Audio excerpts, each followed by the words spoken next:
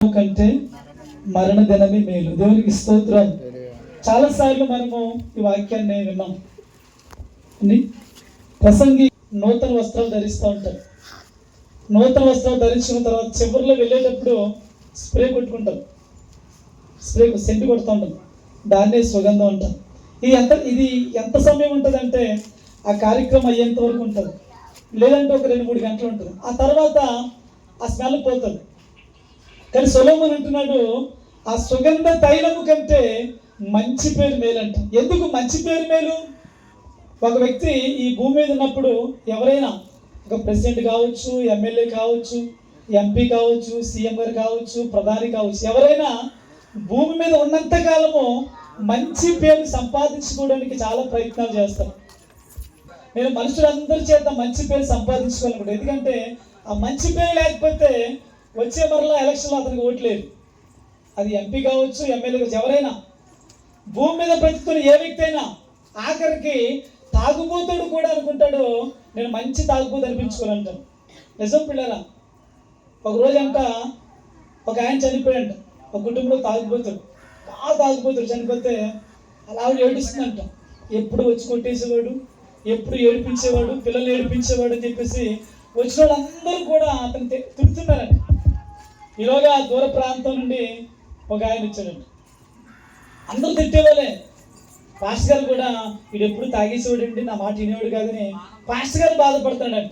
ఈలోగా పాస్టర్ గారు పక్కకి వచ్చి, అయ్యగారు ఏ మాటకు ఆ మాట చెప్పుకోవాలి కానీ వీడు చాలా మంచోడండి అన్నాడంట. ఏమన్నాడంట? ఏ మాటకు ఆ మాట చెప్పుకోవాలి కానీ వీడు చాలా మంచోడంట. అదేంటి వచ్చిన వాళ్ళు అందరూ తిడుతున్నారు, వీడు ఒక్కడే మంచోడు అంటున్నాడు, ఏంటయ్యా నువ్వు వాళ్ళలో చూసిన మంచి అంటే? ఆడు అంటున్నాడు, ఎంత మంచోడు అంటే అసలు నా దగ్గర డబ్బులు లేకపోయినా సరే పిలిచి మరి నా చేయి పట్టుకెళ్ళి తాగించేవాడు అన్నాడు. కారణం ఏంటంటే నా ప్రియ దేవుడా, ఎలాంటి వ్యక్తి అయినా భూమి మీద ఉన్నప్పుడు మంచి పేరు సంపాదించుకోవడానికి ప్రయత్నం చేస్తూ ఉంటాడు. లోకాసు వార్తలో ఒక వ్యక్తి మనకు కనబడుతున్నాడు. 12వ అధ్యాయంలో ఒక ధనవంతుడు ఉన్నాడు. అందరూ చెప్పుకోవాలని అంటే పాత కొట్లని విప్పాడు, మరలా కొత్త కొట్లు కట్టాడు.